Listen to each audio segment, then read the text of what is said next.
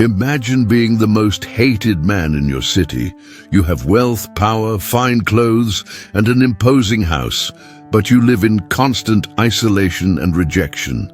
Every day, you're reminded by contemptuous glances and whispered insults calling you a traitor. This was Zacchaeus' life. He was the chief tax collector in Jericho, a man whose very name evoked betrayal and corruption. To everyone, Zacchaeus was spiritually dead, beyond any hope of redemption.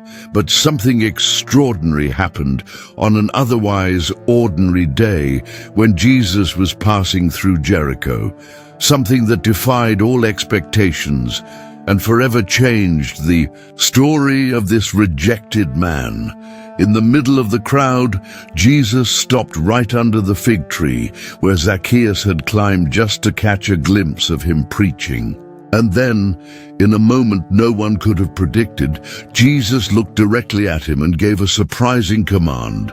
"Zacchaeus, come down quickly, for today I must stay at your house." But why him? Out of an entire crowd. What did Jesus see in Zacchaeus that no one else could see? And what could this unexpected encounter reveal about the heart of God? Stay with us until the end to uncover the truth behind this secret encounter that still challenges our understanding of justice, grace, and mercy. Zacchaeus, a name that in Jericho stirred emotions difficult to describe. For some, it was synonymous with betrayal. For others, corruption.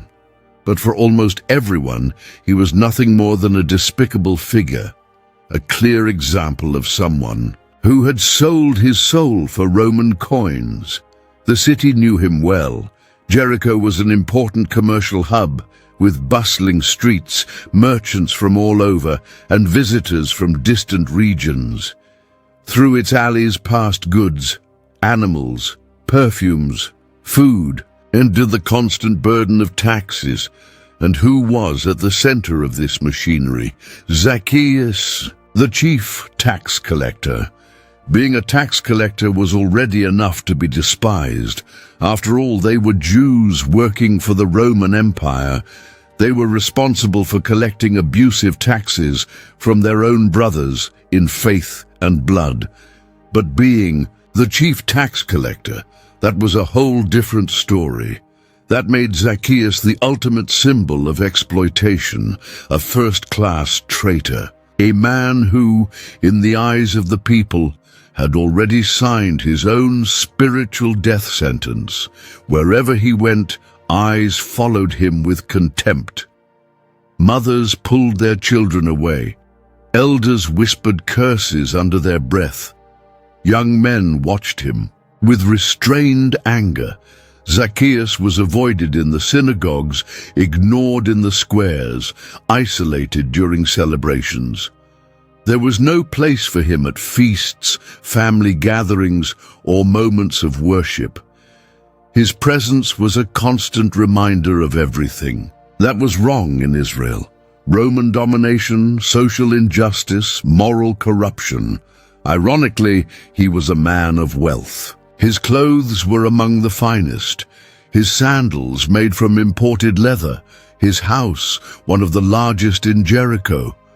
While many struggled to put bread on the table, Zacchaeus accumulated gold coins, and for many, that only fueled their hatred towards him. The image was clear: a man who grew rich at the expense of others' suffering. Inside, however, the reality was quite different. The walls of his house might have been covered with expensive tapestries, but his heart was empty. The nights were long, meals were silent, the rooms cold.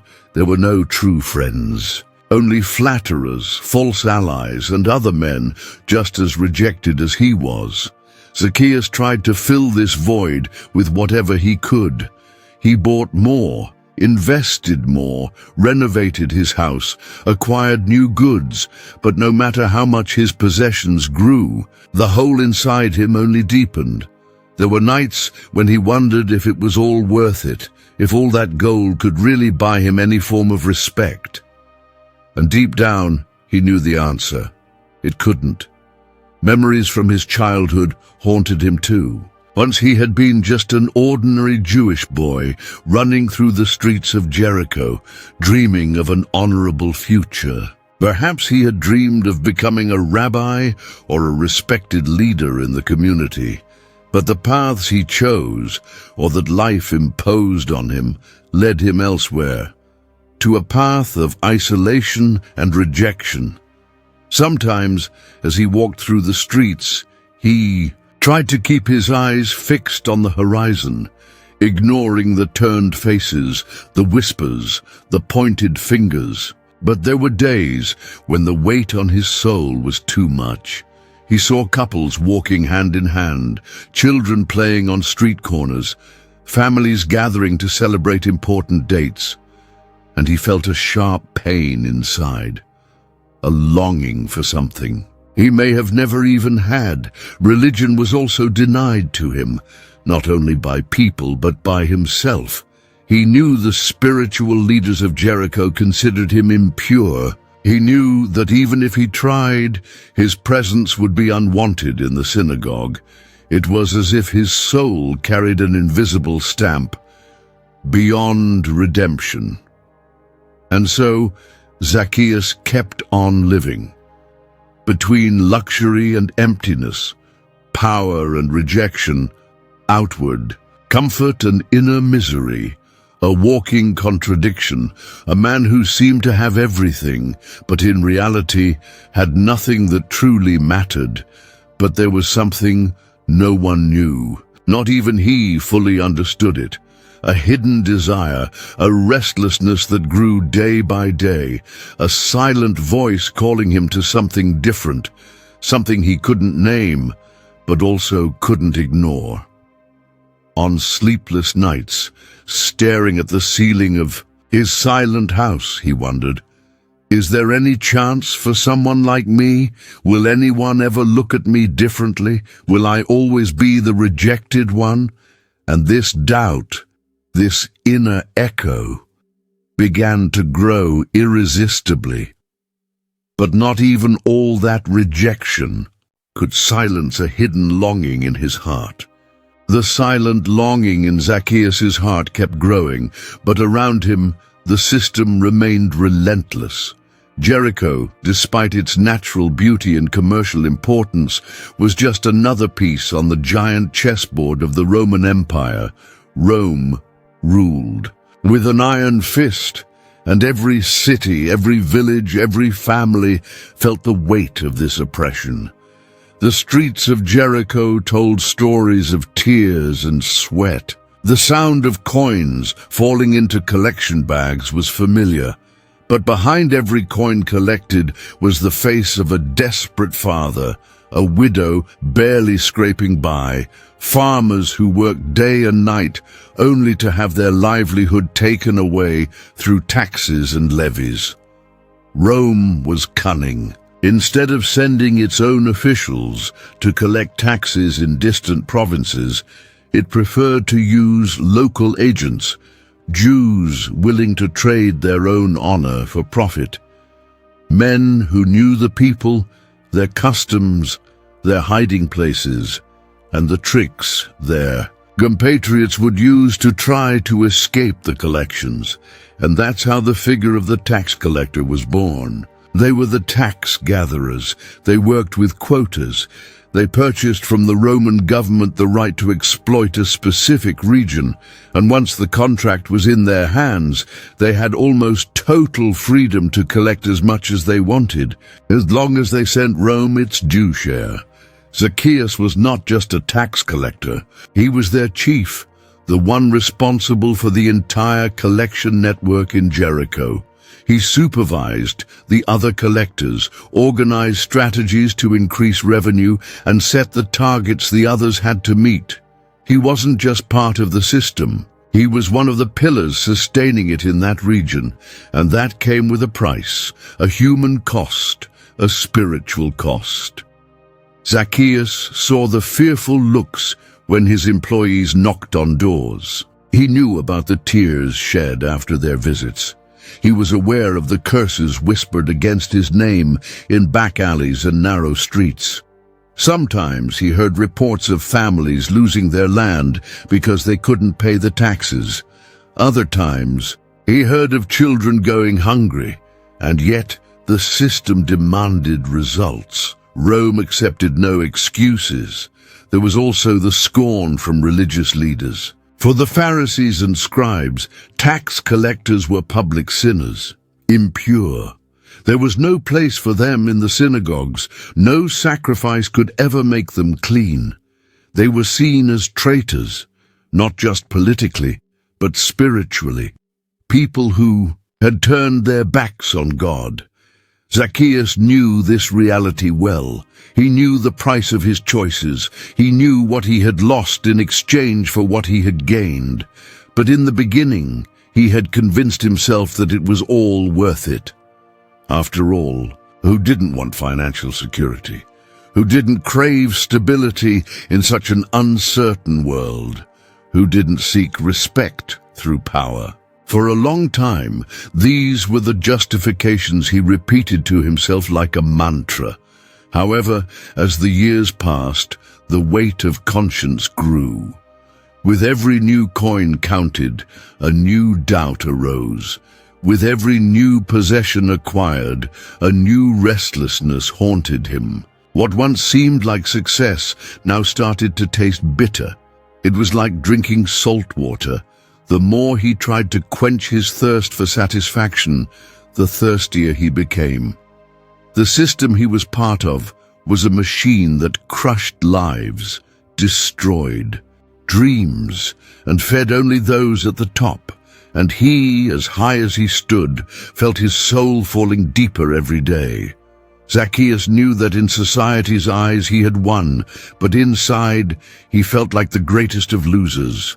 The wealth he had accumulated, the properties he had bought, the luxurious clothes, none of it filled the growing hole inside him, like an open wound. The cries of injustice from the people of Jericho echoed in his mind, as if they were tattooed on his conscience. And paradoxically, the richer he became, the more he realized the poverty of his own spirit. The system had placed him in a position of power, but it had deprived him of something far more valuable: peace of mind, dignity before his people, and above all, the hope of redemption. He looked at the other tax collectors with contempt. He knew they were as corrupt as he was, maybe even worse. But in moments of silence, in the middle of the night, he knew that his own corruption was the one that condemned him the most. While counting coins on the table in his living room, while signing documents that decreed the misery of entire families, Zacchaeus sometimes let his gaze wander beyond the curtains of his house, as if searching out there for some kind of answer. There were nights when he walked alone through the halls of his house and asked himself, how did I get here? When did I lose what really mattered? Each day, his soul sank a little more, and the higher he climbed financially, the deeper he fell spiritually. The gold coins gleamed under the lamplight that night. The stone walls of Zacchaeus' house reflected the golden glow, as if they were silent witnesses to his financial ascent. Persian rugs covered the cold floor, linen curtains shielded the rooms from the desert dust, and the shelves displayed imported silver jars and goblets. To any visitor, Zacchaeus' house was a symbol of success. But to the homeowner, that place was an empty palace. Zacchaeus walked from room to room, running his fingers over valuable objects, trying in vain to find satisfaction in the cold texture of metals and precious stones. His table was always full, with delicacies brought from distant lands, aged wines, exotic fruits, expensive spices. Everything money could buy he had, but the essential was missing. Every night, as he lay on fine linen sheets, insomnia was his faithful companion. Physical comfort couldn't calm the turmoil of his soul. The questions haunted him, invading his thoughts even in moments of deepest exhaustion. Why do I still feel like this? Why does this emptiness grow even when everything around me shines? With prosperity, during the day, Zacchaeus tried to distract himself with business, contracts, and revenue strategies. He ordered his subordinates to be stricter in collections. He expanded his possessions, closed commercial deals, but as soon as the silence of night fell over Jericho, the echo of his conscience returned with renewed strength. He remembered how it all began. At first, ambition seemed like a tool to overcome life's hardships. A young Jewish man, rejected by the religious leaders, with few opportunities in society, who found in tax collection a way to prosper. In the beginning, his moral values still tried to speak, but over time, the sound of coins drowned out the voice of ethics. First came small concessions, then harsher decisions, until, without realizing it, he was completely immersed in a system that fed his wealth at the expense of others' misery. No matter how much he tried to justify himself, people's eyes always reminded him, "You are a traitor." And worse still, he began to believe it. There were nights when Zacchaeus looked out the window of his house, watching the humble families of Jericho gathered around small fires. They had no luxury, no gold, but they seemed to have what he lacked: belonging, community, faith. How many times had Zacchaeus envied those simple moments? How many times had he wished to sit with someone and have an honest conversation, without hidden agendas, without fear of judgment? But he knew no one would open their door to him. No one would invite him in. His wealth had built high walls around him, and now he was a prisoner of what he had built. The cold nights felt even sharper inside his loneliness. The candles burned down to the end, lighting only the emptiness. And while gold piled up in chests and wooden boxes, the weight of sorrow accumulated in his heart. Looking at his collection of valuable objects, Zacchaeus sometimes wondered, how many of these coins would it take to buy a little peace? What would I give for one peaceful night's sleep, without guilt haunting me? The household servants, though obedient, were distant. Their words were mechanical, their expressions empty. There was respect, yes, but no affection, and Zacchaeus felt every drop of that coldness. The life he had built had become a golden prison. Over time, he began going out less. He avoided crossing paths with neighbors, avoided the squares, avoided the markets. He knew that wherever he went, there would always be a reproachful look, a cruel whisper, a child pulled away by a mother to avoid his presence. And it was in this state of anguish that some rumors began to reach him. Muted voices around the city spoke of a different kind of man, someone called Jesus of Nazareth, a teacher walking through villages and towns, preaching about love, mercy, and redemption. Zacchaeus overheard fragments of conversations among his servants. Some said Jesus had healed the blind, others claimed he had made the paralyzed walk. There were even those who swore they had witnessed the deliverance of the demon-possessed.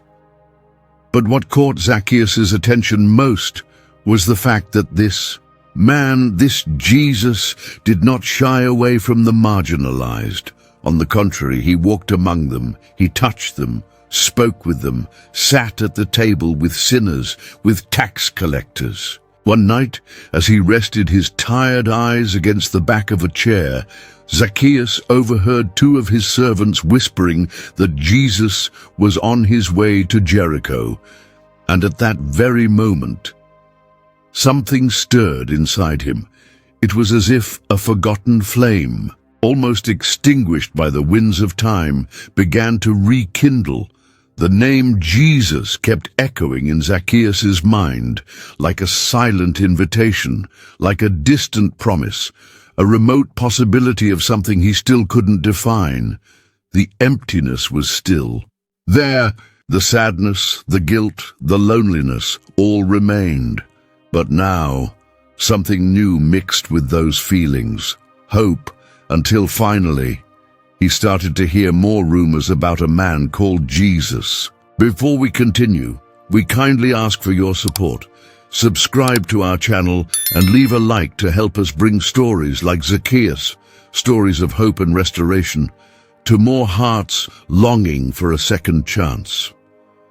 Now, let's continue this journey of rediscovering grace. The rumors continued to spread through Jericho with surprising speed. Every street corner, every market, every small gathering seemed to have only one topic: Jesus was on his way. For some, it was an opportunity to witness a miracle. For others, the curiosity of seeing up close the one who challenged the Pharisees and spoke with authority about the scriptures. Many simply wanted to see the face of the man who, according to reports, was restoring hope to broken people. And for Zacchaeus, it stirred something inside him that he himself couldn't name. At first, when he heard the name Jesus, he thought it was just another wandering preacher, like so many others who appeared from time to time promising change and spreading empty speeches. But as the days went by, as the stories became more frequent and the reports more astonishing, Zacchaeus began to feel a kind of restlessness he hadn't known for a long time.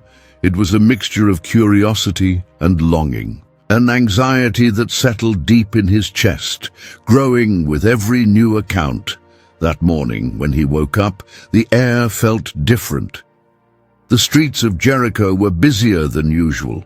Merchants hurriedly prepared their stalls, children ran back and forth, and the elders positioned themselves at the corners with watchful eyes, as if awaiting a royal parade. Zacchaeus watched it all from the window of his house. The unusual movement tightened his stomach. He wondered with a strange sense of hope if perhaps this Jesus would pass right in front of his street. He imagined what he might look like, what his voice would sound like, how his gaze would feel. He knew something inside was stirring him, an inner calling. It was as if his heart beat to a different rhythm, faster, restless. During breakfast, he couldn't eat. The aroma of dates, freshly baked bread and wine seemed tasteless. The servants noticed his distant gaze but, as usual, avoided any comment. The master of the house did not like unnecessary conversations, but Zacchaeus could barely contain himself. Suddenly, with no logical explanation, he felt compelled to leave. He walked through the house, grabbed his simplest cloak — he didn't want to draw attention at that moment — and stepped out onto the streets. As soon as his feet touched the stone sidewalk, he was met by the commotion. People of all ages and social classes hurried to find a good spot along the road where Jesus would pass. Some carried children on their shoulders, others held palm branches. There were the sick, the elderly, mothers with babies in their arms, all with a spark of expectation in their eyes. Zacchaeus' heart began to beat even faster. He walked with short steps, trying to blend into the crowd. But it wasn't easy. His figure was too well known in Jericho. Even in more discreet clothing, people recognized him. Whispers began to arise around him. Look, the traitor, the chief tax collector. What's he doing here? Is he here to collect taxes even from Jesus? The comments cut like invisible knives. But for the first time in a long while, Zacchaeus didn't care. There was a greater desire moving him now, something that surpassed shame, fear, and pride. He needed to see Jesus. He needed at least once to look into the eyes of the man everyone said was different. Maybe, just maybe, he would see Zacchaeus differently. Maybe. But there was a problem that became more and more obvious. The crowd. The more people gathered along the roadside, the less space there was. Zacchaeus, being short in stature, could barely see beyond the backs and heads of those in front of him. He tried squeezing between shoulders, but was pushed back. Tried to look over someone, but his height made it impossible. And even if there had been space, who would make way for him?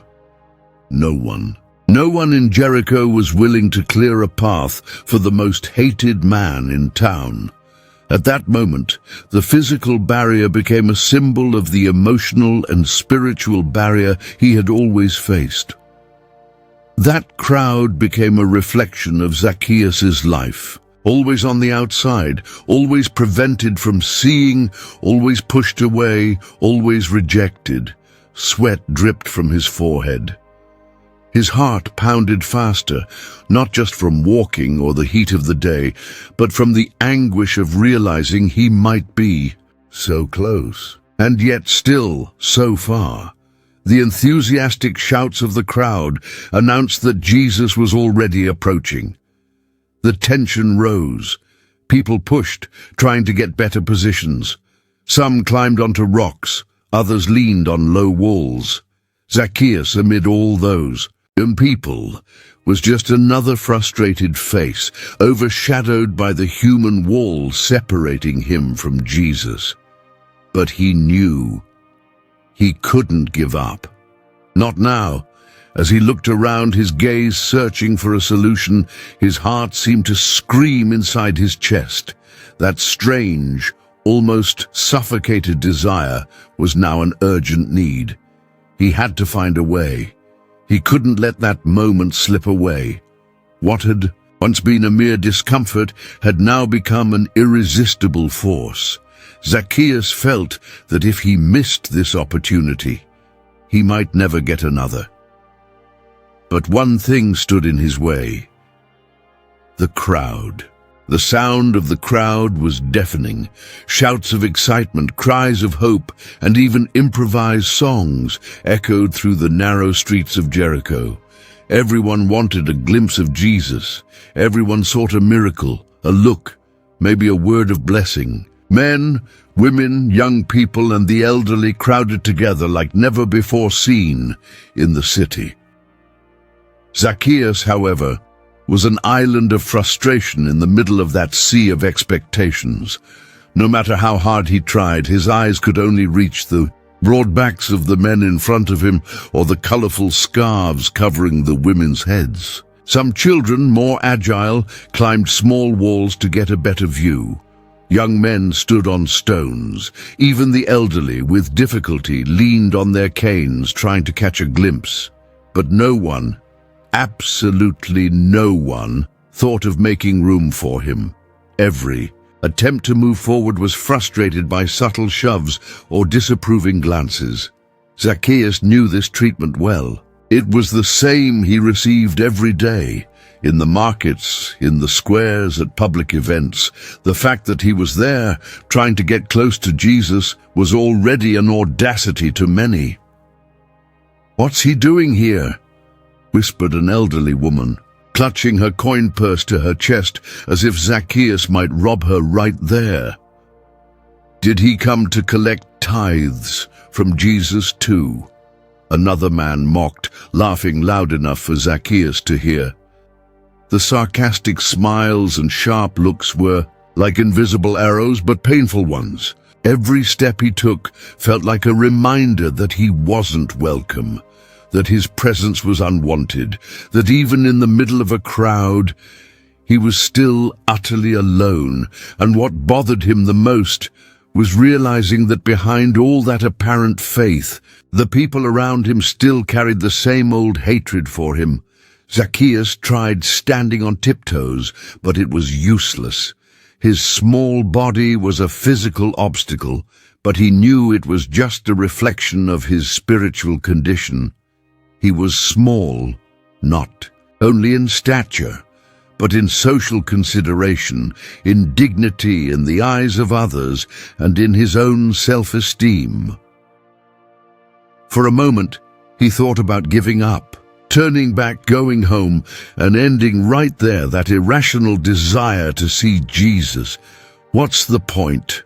he whispered to himself. "I know he won't look at me. He's a holy man, and I am who I am." But the very next second, as if an invisible force pushed him, Zacchaeus took a deep breath. There was something greater moving him that day. A restlessness stronger than shame, a hope that suffocated fear. He looked around, searching for alternatives. The crowd, denser by the minute, blocked any passage. People stacked themselves on sidewalks, leaned against the walls of houses, occupied the steps of doorways. There was no path, no gap, not a single soul willing to make way for the most hated man in Jericho. His gaze then scanned the sides of the street, as if seeking an escape. That's when he saw it, a few meters ahead, a sycamore fig tree. Its sturdy branches stretched in various directions. It was an old tree, but a strong one, with a thick trunk and wide leaves. Zacchaeus knew that tree well. He had passed by it many times on his way home or during his tax rounds, but until that moment, he had never looked at it the way he was, looking now as an opportunity. An unexpected, almost absurd idea began to form in his mind. Climb that fig tree. Him, a man of position, a chief tax collector, risk such exposure, literally place himself above the crowd like a child or a servant. But the desire to see Jesus was stronger than any embarrassment.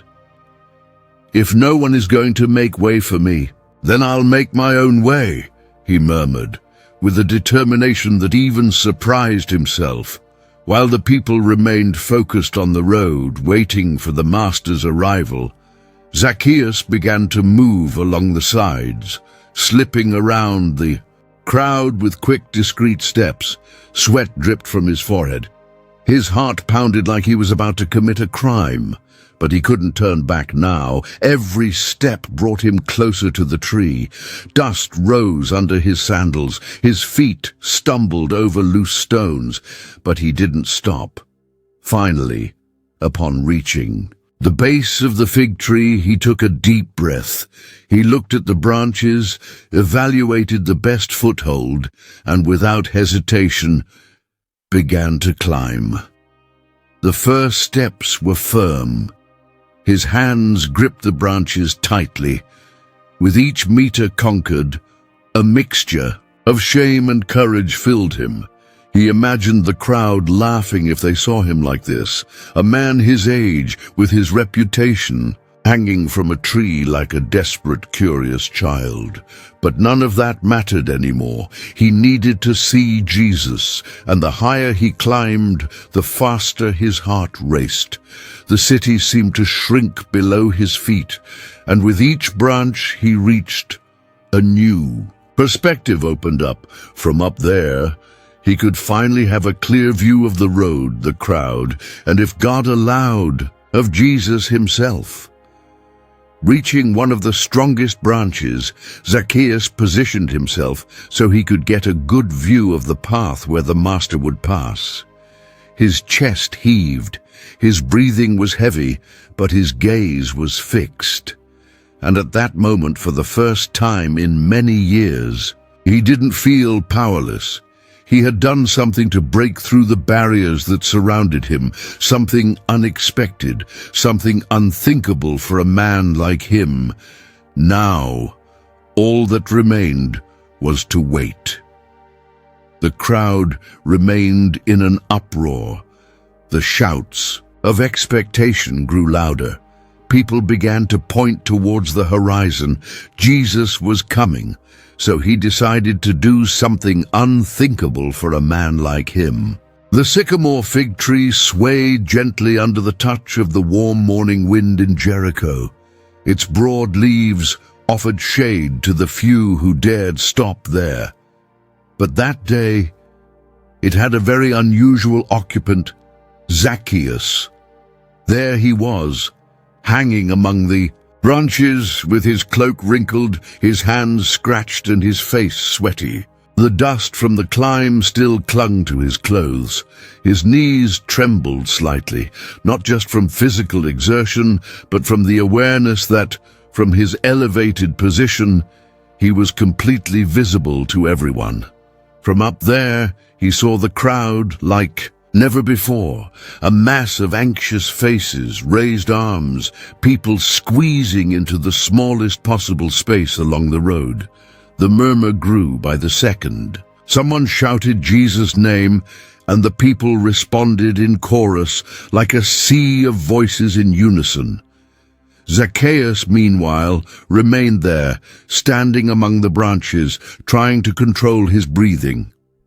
It was an almost comical scene. A man of his position, known as one of the wealthiest and most feared figures in the city, now hanging from a tree like a curious child. Something that in any other context would surely be a laughingstock, and perhaps it already was. While some eyes remained fixed on the road, others in the crowd began to notice his presence up in the tree. Small groups pointed discreetly. Some chuckled under their breath. Others simply shook their heads in disdain. "Look over there, the great chief tax collector, hanging like a mischievous boy," mocked a young man, nudging his friend to look. "Maybe he's scouting for a new spot to collect taxes." Another quipped, provoking laughter around him, but Zacchaeus didn't care. Not at that moment. Something was stronger than the fear of being ridiculed, something more urgent than the dread of losing what little dignity he had left. His focus was entirely on the road. With each passing second, the commotion intensified. Dust began to rise on the horizon, signaling that the procession was approaching. People along the street craned their necks, raised their arms, pushed against each. Zacchaeus fixed his eyes on that point, searching for any sign of unusual movement, any figure standing out in the midst of the crowd. And then, amid the confusion of voices and bodies, he saw him. In the distance, walking with a serenity that contrasted with the surrounding uproar. And came Jesus. He wasn't the tallest in the group. He didn't have the pompous bearing of a ruler. But there was something about his presence, something that made everyone else around seem overshadowed.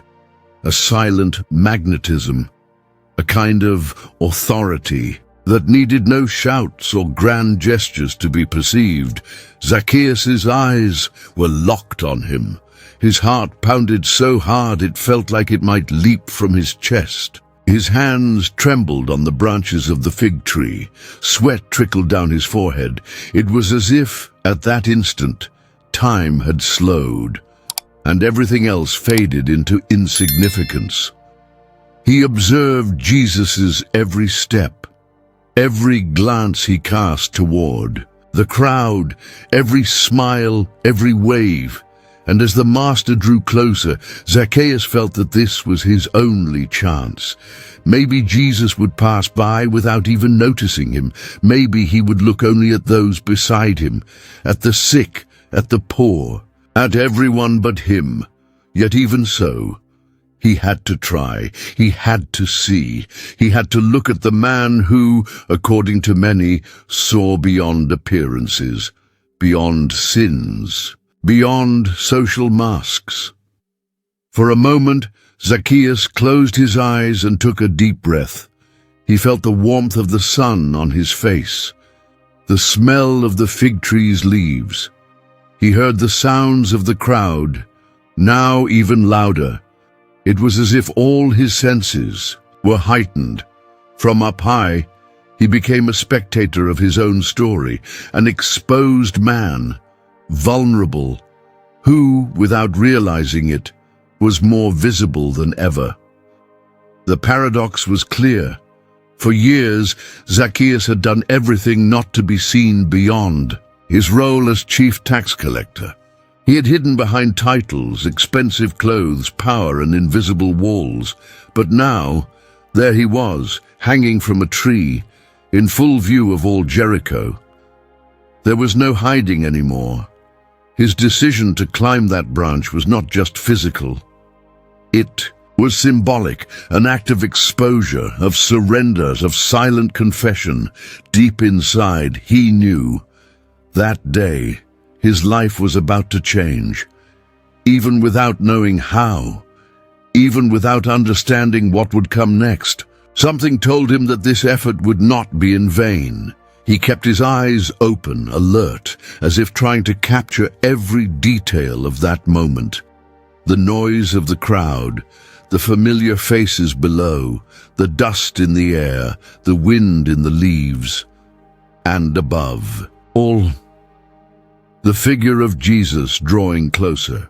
Zacchaeus adjusted himself on the branch, seeking a firmer position. His heart beat so strongly it seemed to echo in his ears, and without him realizing, at that exact moment, other eyes began to fix on him.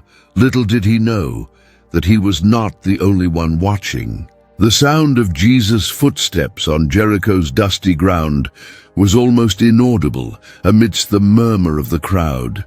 People around him stirred, called out, stretched out their hands, each carrying their own longing, healing, a word of hope, a touch, a miracle. Zacchaeus, clinging to the branches of the fig tree, watched with wide eyes. He could see Jesus more closely now. He noticed details he had only imagined before. The simple features of his face, the serenity in his expression, the firmness of each step. There was a quiet authority in that figure, a presence that made the turmoil of the crowd seem distant, secondary.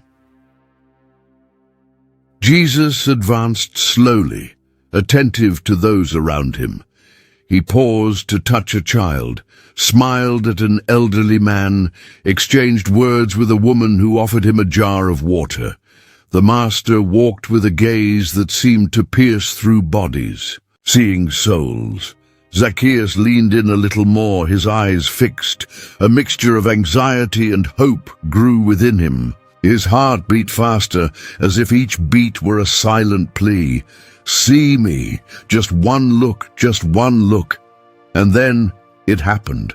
When Jesus was right beneath the fig tree, in the middle of the confusion of voices, shoves, and expectations, he stopped, simply stopped. It was as if time had frozen for a moment. Conversations ceased. The murmur quieted. A sudden silence fell over that part of the street, as if the very air had been suspended. Everyone nearby turned their eyes toward him, waiting for the reason behind such an unexpected pause. Some thought Jesus would speak to a child standing beside him. Others imagined he might perform a miracle right there.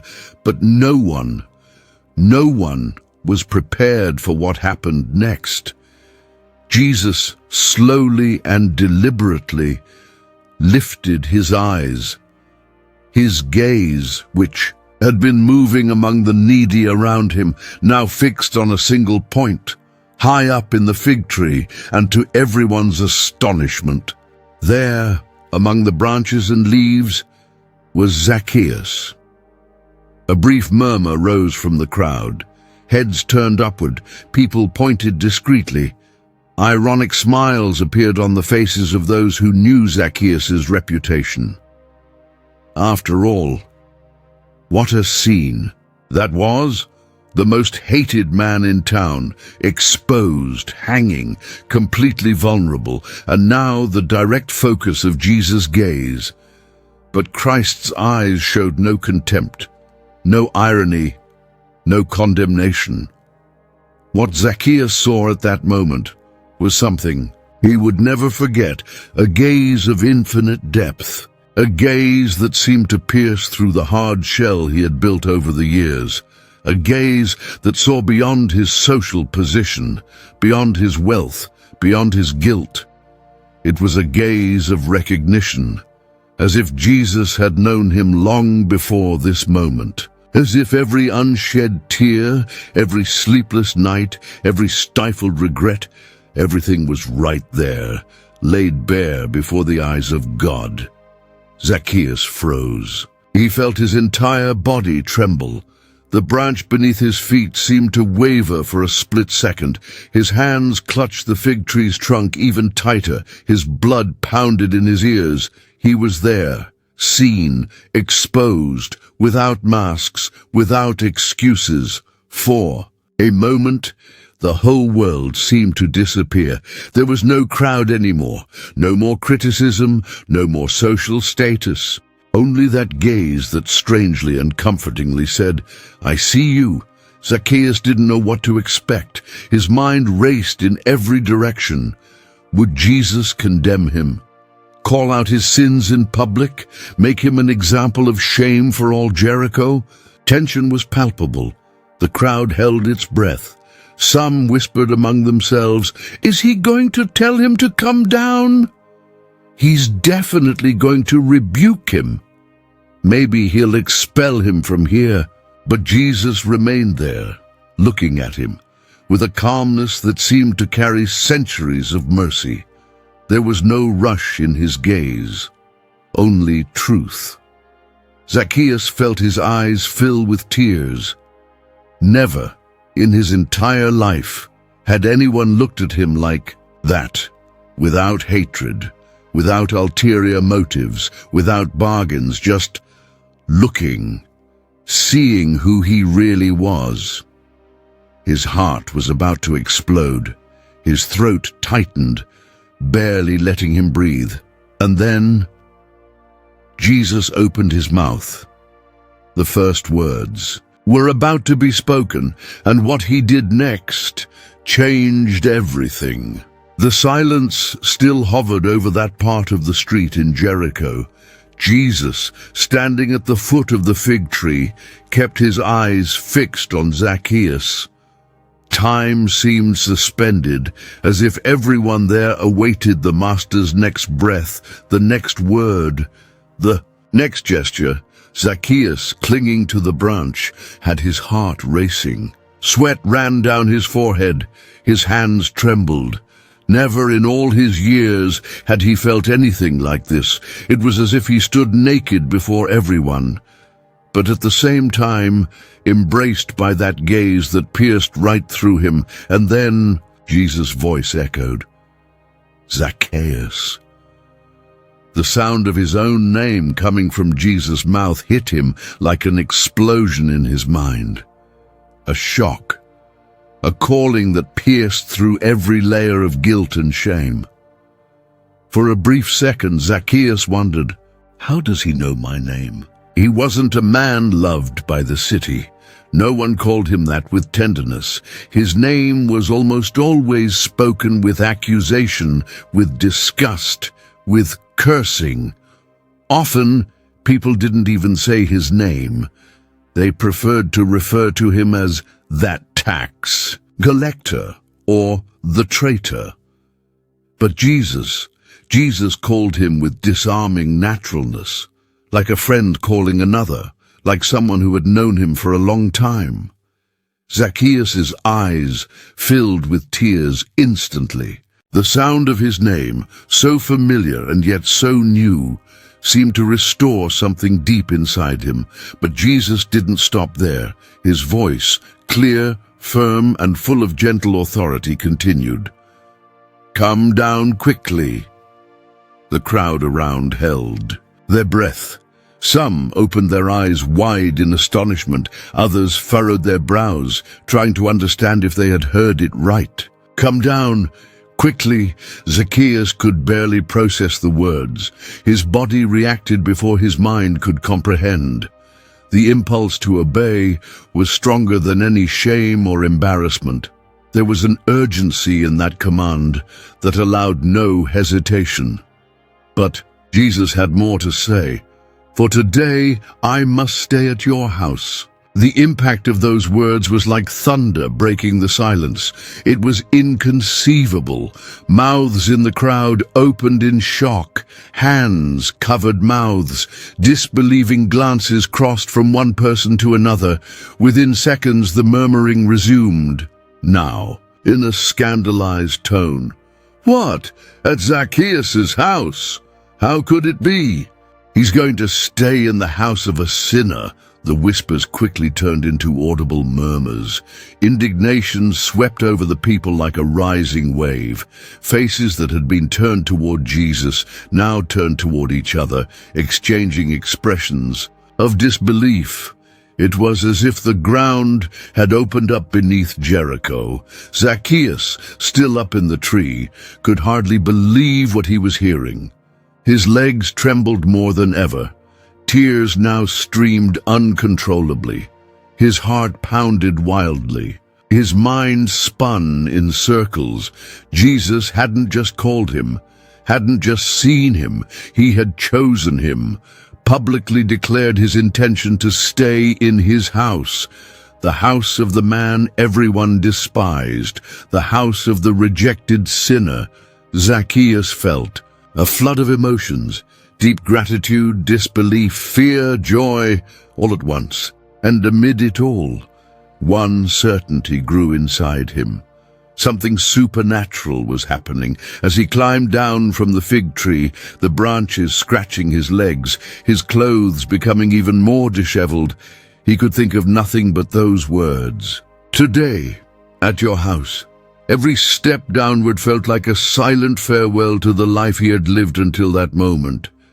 The crowd, now in absolute shock, watched his every move with wide eyes. Some snorted in anger.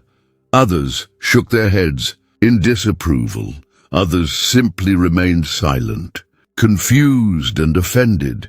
How could the Master, the long-awaited Messiah, choose that man to enter his house? The scandal of grace was beginning to unfold, breaking every social and religious expectation of that people. The crowd twisted with indignation. The scandal of grace had begun. Zacchaeus could barely feel the branches beneath his feet. His descent from the fig tree was quick, almost clumsy, but he didn't care. His clothes, already dusty and wrinkled, now caught on the branches, leaving marks on his skin. Sweat streamed down his forehead, mixing with the tears that refused to stop falling. The invitation, or rather the command of Jesus, still echoed in his ears.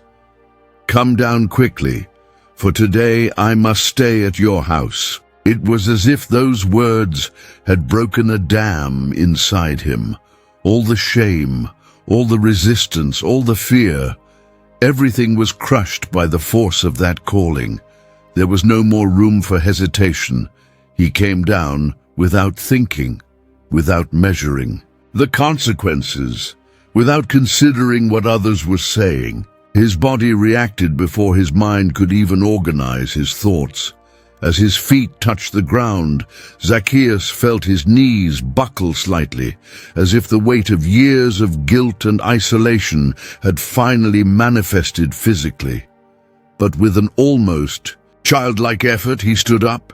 He lifted his eyes and looked straight at Jesus for the first time in a long time. Perhaps for the first time in his entire adult life, he smiled genuinely, a broad smile, a mix of relief, surprise, and joy. The Master was there, close, so close that he could hear Jesus breathing, see the light in his eyes, feel the real presence of the one so many said was the Son of God. The crowd around watched everything with a mixture of shock and indignation. Whispers cut through the air like invisible blades. Unbelievable. Him of all people, the Messiah, at the house of a thief. The faces of Jericho were loaded with disapproval. Some showed disgust, others disappointment, still others open outrage. It was as if in their eyes Jesus was making an unforgivable mistake. But none of that mattered to Zacchaeus at that moment. He didn't seek explanations. He didn't ask for guarantees. He didn't try to understand why Jesus had made such an unexpected gesture. His only response was obedience. With steps still shaky but determined, he approached Jesus, nearly tripping over his own cloak. His hands were still dirty with soil and covered with small scratches. But he didn't care. He looked at the Master, with tear-filled eyes and a face lit with joy. Without saying a word, he made a welcoming gesture, as if opening the doors, not just of a house, but of an entire life. His joy was palpable, contagious, almost childlike. It felt like the reunion of a lost son with his father, like the sunrise after a long night of storm. In that instant, Zacchaeus didn't care about the whispers around him. He wasn't worried about what the religious leaders would think. He wasn't calculating the financial or social losses this decision might bring. His only focus was to bring Jesus to his home. As he walked alongside Jesus, a small procession began to form behind them. Part of the crowd followed, more out of curiosity and scandal than faith. Every step Zacchaeus took was accompanied by eyes that pierced him like invisible spears. Some, indignant, shook their heads in anger. Others, incredulous, simply watched in astonishment. But in Zacchaeus' heart, uncertainty grew. Something extraordinary was about to happen. There were so many emotions that he could barely organize his thoughts. Only one thing was clear. His house, once a symbol of ostentation and rejection, would now become the setting for a divine encounter. Upon reaching the door, Zacchaeus opened his arms, inviting Jesus in. Inside, the servants stood stunned. None of them understood what was happening. They had never seen their master like this, with a glow in his eyes, with a humble posture, with an air of peace they had never witnessed in him before. But as the scene unfolded outside, the crowd kept stirring. The conversations grew. In tone and volume, indignation spread like fire on dry straw. "He's lodging in the house of a sinner," someone shouted. "Unacceptable," another replied. "And what about us, the righteous, the law-keepers, and he chooses the most unworthy?" The religious leaders from a distance watched with stern faces. It was as if Jesus' gesture was a direct affront to the established moral order. While the scandal of grace began to take shape outside, inside Zacchaeus' house, a silent miracle began to sprout. The tax collector, until then a symbol of corruption, was now experiencing the first drops of a profound transformation. But the noise of the crowd threatened to grow even louder. The murmurs, once just whispers of scandal, began to take the form of open accusations, voices united in a chorus of discontent. The commotion spread across all of Jericho.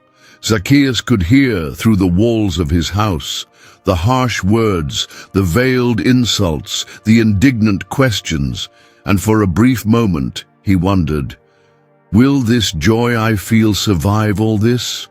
Will what started here inside withstand the hatred out there? But the murmurs of the crowd threatened to silence his joy. The door of Zacchaeus' house closed softly behind Jesus and the few who dared to follow him. Inside, the atmosphere seemed to shift in temperature, as if a soft and invisible breeze had filled the rooms. Zacchaeus stood still for a moment, taking a deep breath, trying to comprehend what had just happened. His eyes wandered over the furniture, the tapestries, the luxury items that, until that moment, had seemed to represent his greatest achievement. But now, in the presence of Jesus, everything seemed to lose its shine. The home of a rejected man, built with the fruits of exploitation and injustice, was now the stage for something holy. The servants watched in fear. Never in all their years of service had they seen their master act like this. Zacchaeus walked back and forth with almost childlike anxiety, quickly tidying up the living room, asking for fresh water, wiping dust off the table. It was as if, for the first time, the house truly needed to be ready to welcome someone who truly mattered. "Bring fruit, bring the best wine, and bring fresh bread," he asked with an emotional voice, his hands trembling. Jesus observed everything with that same serene gaze. He sat down calmly, as if he had known that place for a long time, as if that moment had already been written in the invisible pages of eternity. Zacchaeus paused for a moment before him. He stood there, almost unsure of what to say or do. His heart seemed ready to burst from his chest. His mind, once accustomed to calculations and profits, now searched for words that could express the whirlwind of emotions overwhelming him. It was strange to realize how that house, so often the setting for dishonest deals, was now becoming an improvised sanctuary, the space that had witnessed countless conversations about taxes, extortion, and illicit gains, now welcomed the presence of the Son of God. The walls that had heard the angry cries and despair of debtors now embraced words of grace and hope. As Zacchaeus moved around, preparing everything with the little time he had, the exchanged glances among the servants revealed disbelief. "Him here?" murmured one of the oldest maids, hiding behind the curtain, peeking out discreetly. Some of the tax collectors, friends and colleagues of Zacchaeus, had also been hastily informed. Curious, they approached, cautiously entering the house. The boldest leaned against the walls, watching from a distance. Others remained on the doorstep, afraid of being seen by the religious leaders who, undoubtedly, were still outside. Indignant. The crowd, in fact, had not dispersed. Outside, voices kept growing louder. People who had once rushed to witness miracles now murmured among themselves. Some wept in frustration, others stomped their feet in outrage. It was as if Jesus' choice had been a direct insult to their understanding of justice. "We, the faithful, left aside. He's lodging in the house of a sinner. Unacceptable." But inside the house, there was a peace that contrasted sharply with the turmoil outside. Zacchaeus, his eyes still filled with tears, approached Jesus carrying a jug of water to wash the master's hands. It wasn't a custom he had followed with devotion before, but at that moment it felt like the least he could do. As he offered the jug, his hands trembled so much that some water spilled onto the towel before Jesus even touched it. Jesus' gaze, however, remained kind. After washing his hands, Jesus accepted a piece of bread. That simple gesture had a profound impact on Zacchaeus. It was as if, by eating there, Jesus was declaring, "This place, now, is a place where I feel at home." Every detail of that scene seemed loaded with meaning that transcended the ordinary. Words were few, but the looks said much. Zacchaeus knelt there beside the table, not caring who saw him. His voice, choked with emotion, broke the silence. "Lord, thank you for coming, for looking at me, for calling me, for being here." Jesus only smiled, a small smile but full of grace. His presence filled the house like a gentle fragrance. The air felt lighter. Even the walls, once cold, seemed to warm with that visit. For a few moments, Zacchaeus forgot the furious faces. Outside, the judgments, the criticism. All that mattered was that presence, the certainty that God was there, in flesh and bone, inside his house, inside his story. And even though few words were exchanged, an invisible transformation had already begun within that man's heart. Still, with every passing minute, the voices outside grew louder, the crowd stirred, the resistance to what was happening inside began to gain momentum. He should be with the righteous, not with sinners. This is an affront to the law, and the questions hanging in the air were many. How could Jesus choose someone like Zacchaeus? What is he trying to prove with this? How far does this grace he preaches really go? The scandal of grace, which had begun on the road, was now taking on new dimensions inside that house, and still many couldn't accept that scene. The sun over Jericho began to lean toward the west, casting long shadows across the alleys and the walls of the houses. But that afternoon, the greatest shadow hanging over the city did not come from the movement of the stars. It came from the heart of the crowd still gathered in front of Zacchaeus' house. The murmur grew more intense by the minute. People who had initially come out of curiosity were now caught in a rising wave of indignation. Voices once low now rose in open tones of reproach. He's in the house of a sinner. More, how is this possible? The Messiah, the one who claims to represent God, lodging with a thief. This is a scandal, an affront to the holiness of the law. Those who had always seen themselves as the defenders of justice and morality were visibly disturbed. The Pharisees, with closed and rigid faces, whispered among themselves, gesturing with irritation. Some religious leaders, their robes impeccably clean, exchanged condemning glances. It was as if the very heavens were being insulted. In the minds of many there, the mere fact that Jesus had crossed the threshold of that house was enough reason to doubt his authority. After all, what kind of prophet would associate with a man like Zacchaeus? Meanwhile, inside the house, the atmosphere was entirely different. Jesus remained serene, as if all the noise outside was just a distant echo. He spoke with Zacchaeus with a tone of disarming naturalness. There was no sermon, no accusation, just presence, listening, looking. Grace was there, breathable, almost tangible, but the clash between the outside world and what was happening inside that house was inevitable. Outside, the crowd demanded action. Many expected Jesus to come out, apologize, and say that it had all been a misunderstanding.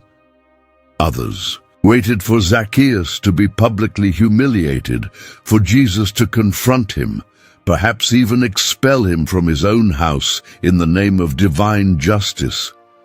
But none of that happened. The silence of waiting only fed the anger.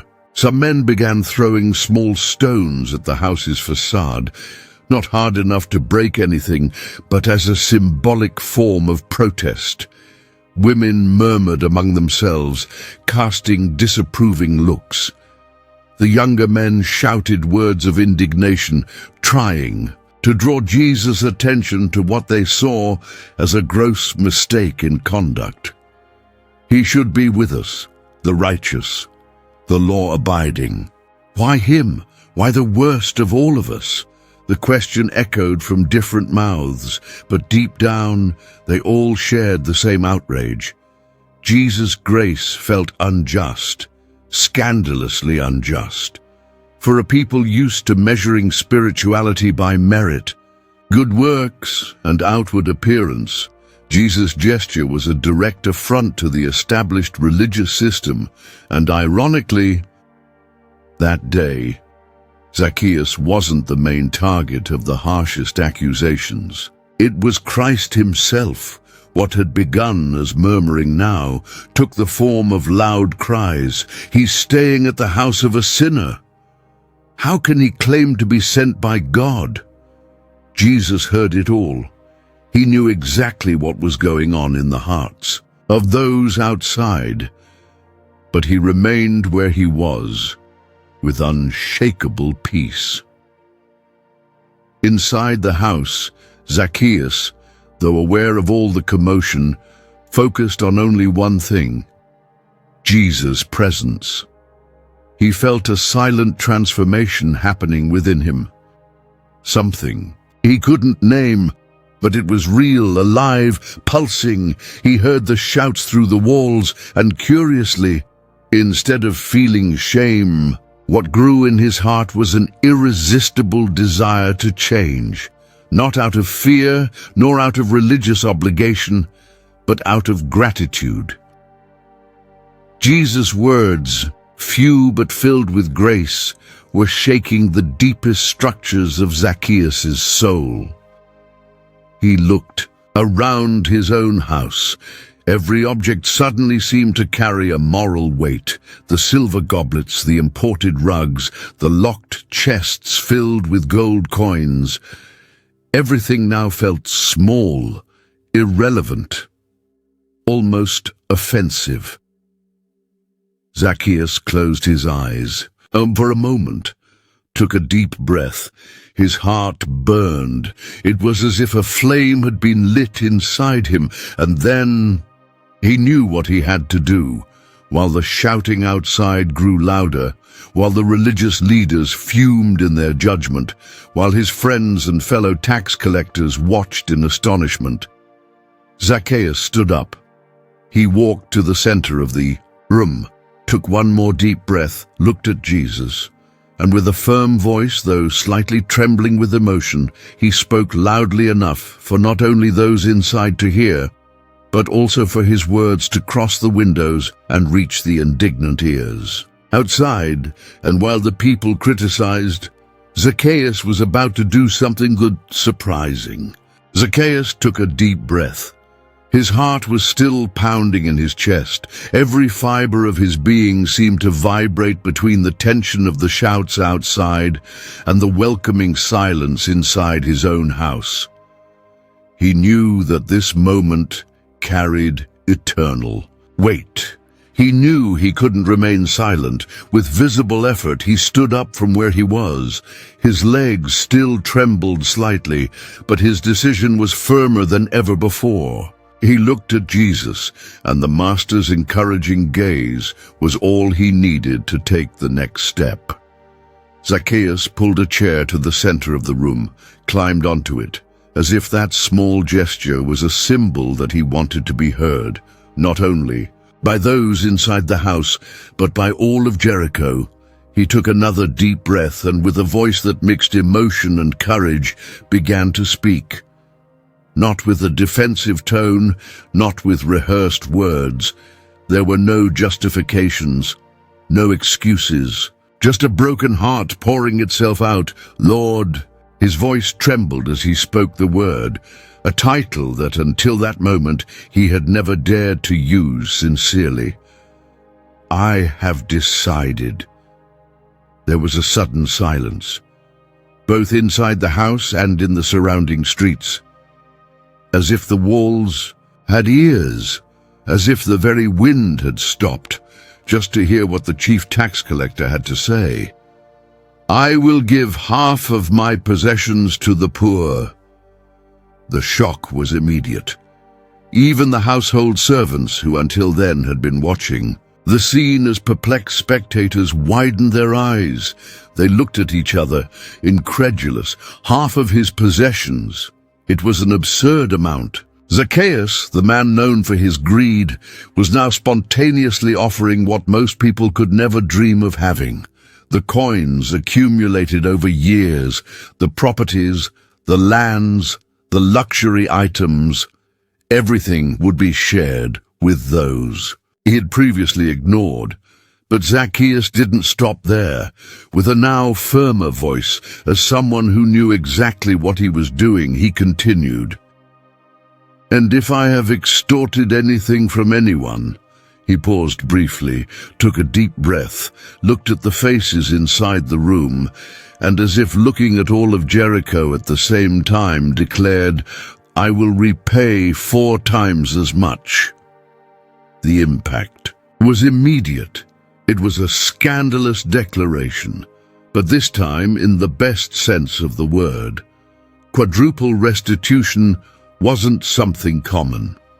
According to Jewish law, whoever stole had to return what was taken, and in some cases of proven fraud, repay 4 times as much as a sign of repentance and reparation.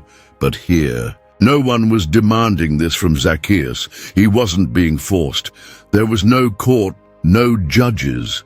His conscience, touched by grace, was now his greatest judge and his greatest motivation.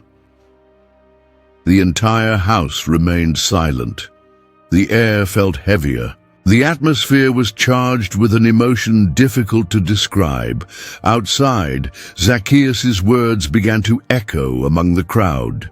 People near the windows heard the declaration and started spreading it from mouth to mouth. Within minutes, the news spread through the streets like wildfire. He's going to give half of his wealth to the poor. And he'll repay 4 times over anyone he wronged. Faces of disbelief, which minutes earlier had expressed only anger and contempt, now began to show confusion. Some still maintained hardened expressions, as if unwilling to believe it. Others frowned, trying to understand if this was real. The Pharisees, who until then seemed ready to pronounce harsher judgments, were left speechless. The crowd, once united in condemnation, now divided between those who kept their hearts hardened and those who secretly began to admire the courage of that man. Inside, Zacchaeus was still breathing heavily. He felt as if he had just lifted from himself a weight accumulated over years. It was as if, with each word, he was tearing down the bricks of a prison he himself had built over a lifetime. Jesus' gaze remained serene, but there was a different glow now, a silent approval, a joy that needed no words. For a moment, Zacchaeus lowered his head. He didn't know how Jesus would react.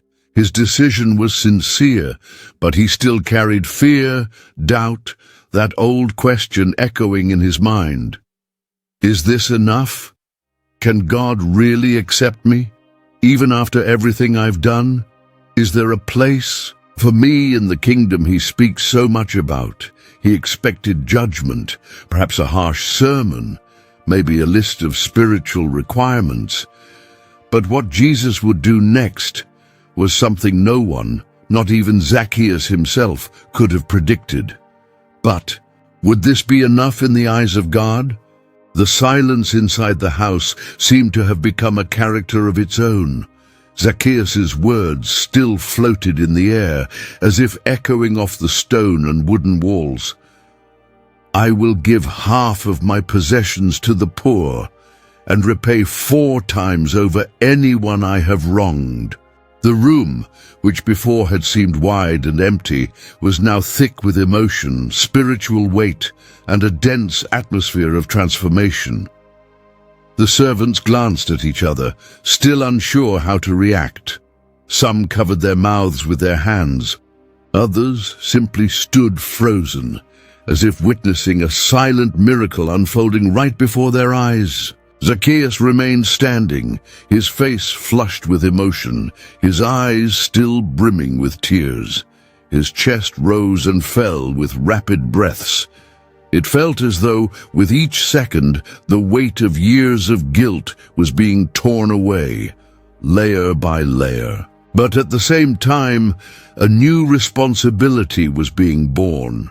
The decision to make restitution wasn't just a verbal promise.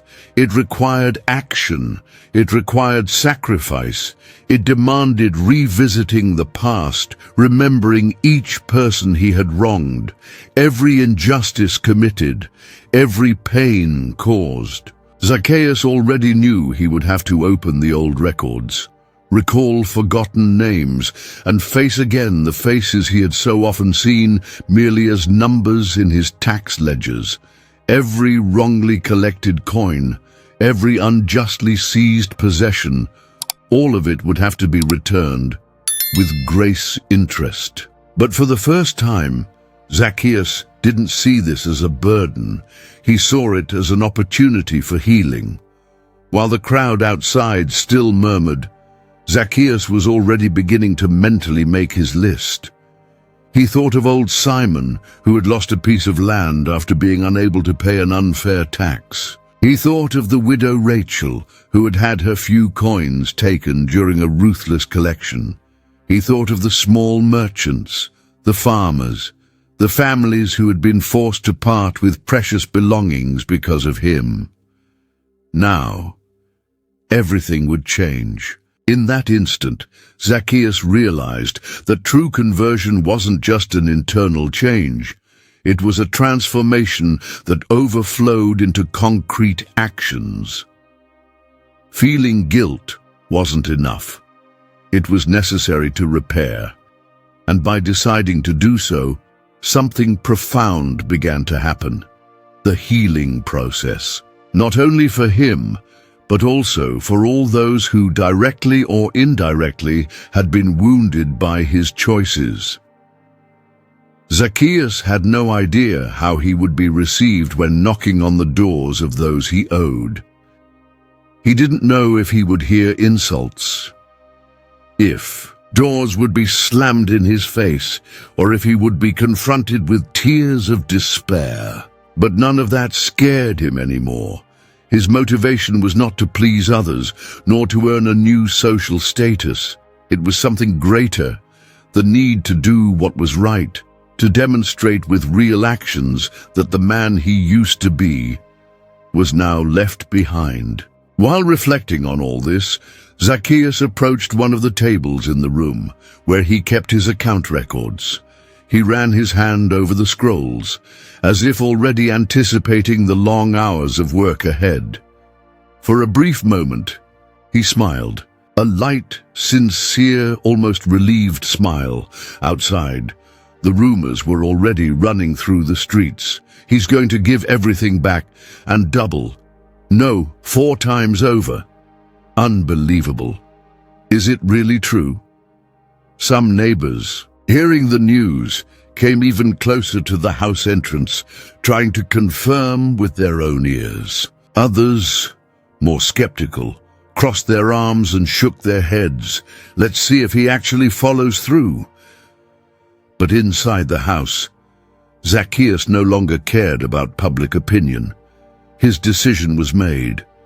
Meanwhile, Jesus remained seated, calm, watching every move. His gaze was one of deep approval, but also of expectation, as if he were waiting for the right moment to speak words that would be forever etched into that day.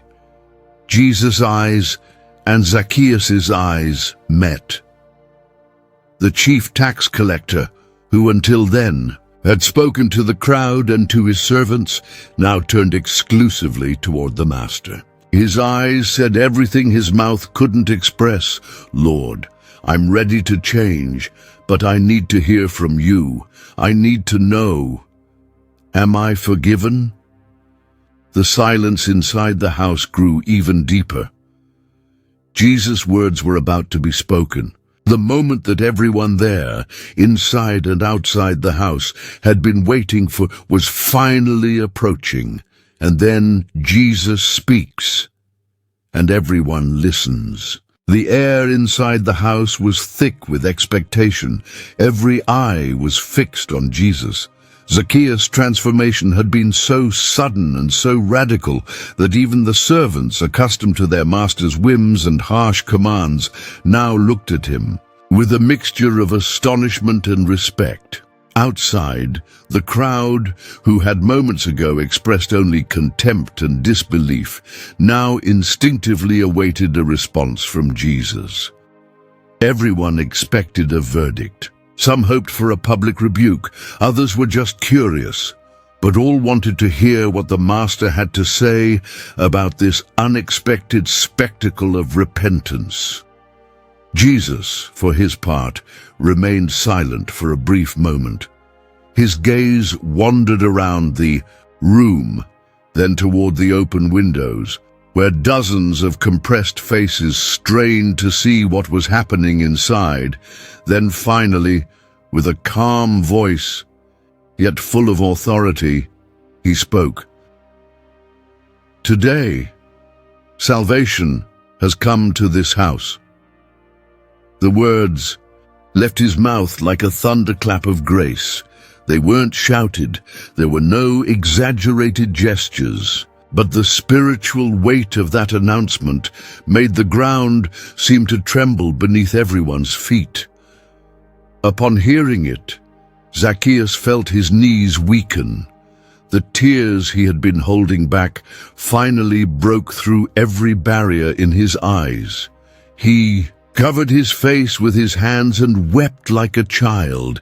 It wasn't tears of sadness, but tears of relief, of liberation, of a weight being torn from his soul. Jesus not only acknowledged his decision, he publicly declared with full clarity that salvation had come to that house, to the house of a man previously condemned by all, to the house of a public sinner, to the house of the excluded, the rejected, the traitor. The crowd, hearing Jesus' words, reacted in various ways.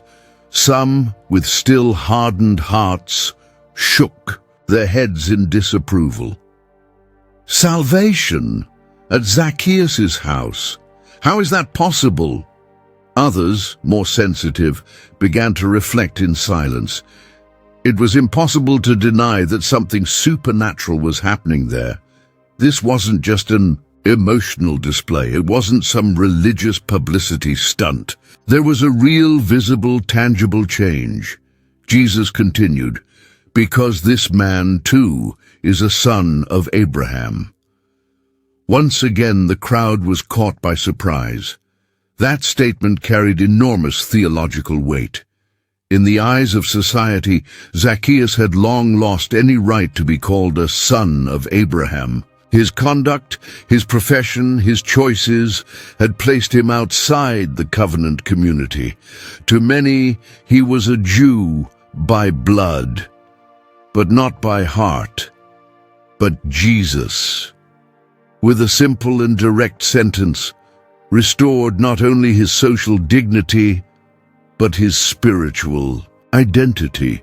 He was telling everyone loud and clear, Zacchaeus belongs. He is part of the promise. He has a place among the people of God. It was more than an absolution. It was a reinstatement. It was as if, with those words, Jesus was building a bridge over the abyss that had separated Zacchaeus from his people, and more than that, from God. Zacchaeus remained on his knees, still crying, but now with a smile of relief lighting up his face. The servants watched him with tearful eyes. Some tax collectors, leaning against the walls, began to reflect on their own lives. Outside, the murmuring began to fade, not because everyone accepted what they were hearing, but because, faced with the authority of Jesus' words, it became impossible to keep shouting. And then, as if to make everything even clearer, Jesus declared, in a firm tone, loud enough for everyone, both inside and outside the house to hear, "For the Son of Man came to seek and to save the lost." It was the final revelation, the true reason why Jesus had stopped along that road, the true reason why he had looked up at that fig tree. the reason why he had chosen Zacchaeus. Christ's mission from the beginning had always been this: to pursue the forgotten, the excluded, the marginalized, those whom everyone believed to be lost. Zacchaeus was just one more example, but an example now marked for eternity. Jesus' words echoed throughout the city like a manifesto of grace, like a public declaration that no one, absolutely no one, was beyond the reach of God's love. Zacchaeus, who for years had been seen as Jericho's greatest sinner, was now publicly announced as the direct target of salvation. The crowd remained silent. Some began to disperse. Others stood still, as if trying to process what they had just witnessed. But inside that house, once marked by corruption and greed, there was now life, hope, and salvation. And the true reason why Jesus had chosen him was finally revealed. The words of Jesus still echoed along the walls of the house and through the streets of Jericho like a solemn, irrefutable, and scandalously gracious declaration: "This man too is a son of Abraham." For many in the crowd, those words felt like a stone hurled against the foundations of religious tradition. How could a man like Zacchaeus, a tax collector, an exploiter, a traitor to his own people, be called that? Being a son of Abraham meant more than just a bloodline inheritance. It was a title of spiritual identity, of belonging to the people of the promise, to the covenant God had made with the patriarch of Israel. It was a seal of inclusion, a stamp of acceptance carrying centuries of meaning. And now Jesus, the Master, the Rabbi, the Messiah, was publicly saying that Zacchaeus was part of this sacred story. Inside the house, Zacchaeus remained on his knees. Tears still streamed down, but now there was a new light in his eyes. He understood the weight of those words. He knew this wasn't just a passing compliment. It was a restoration of identity, something he himself had believed was lost forever. For years, he had lived as a foreigner within his own community, a man with no spiritual homeland, rejected in worship, ignored at festivals, excluded from community prayers. In the synagogues, his name had only been cited as an example of deviation and corruption. But now, everything was changing by addressing him. Jesus was not only accepting him, he was reintegrating him outside. The crowd remained frozen for several minutes. The shock was evident. People exchanged glances, whispered. But no one dared to directly contest Christ's words. Some began to walk away slowly, shaking their heads, like those carrying the frustration of seeing their traditional expectations of justice being broken. Others stayed, digesting each word, unsure of how to react. Among the Pharisees, the discomfort was palpable. This went against everything they had taught. The people, in their eyes, Jesus was dangerously opening the doors of grace to someone who, by their standards, should have remained outside. But for Zacchaeus, every phrase from Jesus was like balm on old wounds, bringing his hands to his face. He lifted his eyes and once again met Jesus' gaze. There was no condemnation there, only acceptance, restoration, and a love that transcended understanding. Zacchaeus' heartbeat with a mixture of relief and expectation. He felt clean, renewed, a new man. Slowly, he stood up, taking a deep breath, still trembling, but now with an inner confidence he had never felt before. If before, his house had been a place of profit and power, now it would become a home of generosity and service. If before, his life had been driven by ambition, now it would be driven by gratitude. If before, his name had been whispered in tones of contempt, now it would be remembered as a symbol of redemption. Jesus then began preparing to leave. The visit was coming to an end, but the impact of that moment would remain forever etched in everyone's memory. As he crossed the doorway of the house, Jesus cast one final glance at the crowd, and as if knowing that this episode would be told and retold for generations, he walked among the disbelieving faces, leaving behind a trail of reflective silence. Zacchaeus, standing at the door, followed the master with his eyes until he disappeared among Jericho's alleyways. One by one, people began to disperse, but Jesus' words continued to reverberate. Like a song that refuses to end, Zacchaeus took one last deep breath, looked up at the sunset-painted sky, and felt something he hadn't felt in a very long time: belonging. Now, he wasn't just a rich man. He wasn't just a repentant tax collector. He wasn't just a forgiven sinner. He was a son of Abraham, and as he watched the last rays of sun disappearing on the horizon, Zacchaeus understood that his story of rejection and fall had, in truth, been the perfect backdrop for the greatest revelation of his life. That God's grace knows no limits, and no fall is too deep for God's hand to reach. But this story was never just about Zacchaeus. The dust of Jericho has long settled. The voices of the crowd have faded with time. The stones beneath the fig tree, the branches marked by Zacchaeus' hurried steps, remain there as silent witnesses of that unforgettable day. But even as the centuries pass, the story remains alive, because in truth it was never just the story of a man of small physical stature and great spiritual guilt. It was, and still is, the story of each one of us, today, here, now.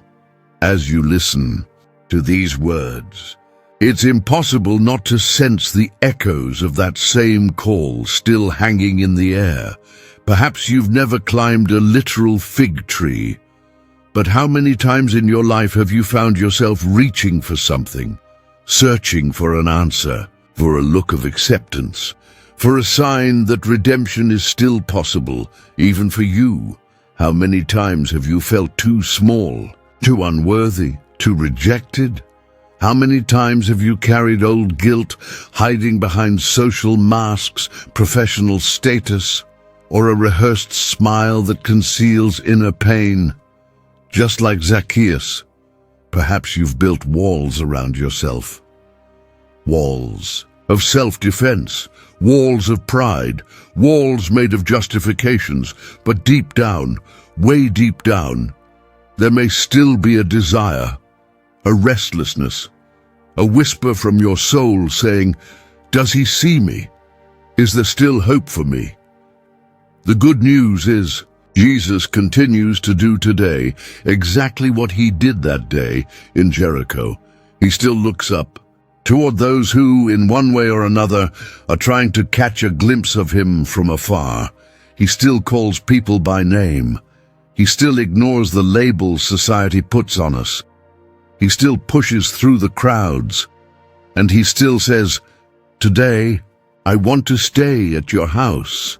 The question that remains for each of us is, what is our fig tree? What is the obstacle we must overcome? Pride, shame, the fear of exposure, the doubt of whether we truly deserve that look of grace. Zacchaeus' story challenges us to make a choice. The first choice is the courage to expose ourselves, to seek, to climb our own personal fig tree, whatever it may be. The second is the willingness to come down quickly when we hear his voice, and the third, perhaps the hardest, is to surrender everything we are and have, to be transformed. The call that echoed in Jericho still resonates. It crosses the centuries. It breaks through the silence of our sleepless nights. It penetrates the walls of our emotional and spiritual defenses. Jesus still calls, still looks, still recognizes, still transforms, and most extraordinary of all, he still calls by name today, now, at this very moment. Maybe it's your name he's calling. The question is, are you willing to come down from your fig tree and welcome him into your house?